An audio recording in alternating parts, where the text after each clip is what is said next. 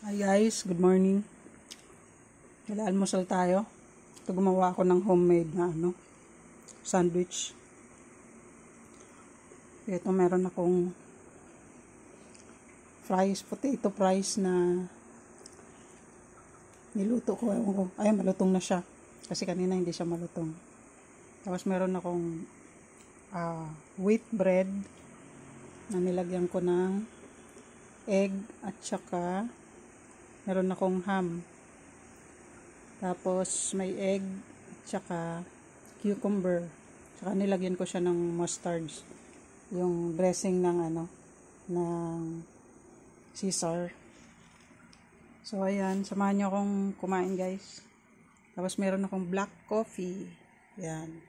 Bawal na sa atin ng 3-in-1 kaya black coffee ang iniinom natin na kape. So tara guys. So ayan, iniwa ko na siya. Wala na kasi akong lettuce kaya pipino na lang. Yan. That's it guys. Kain na tayo.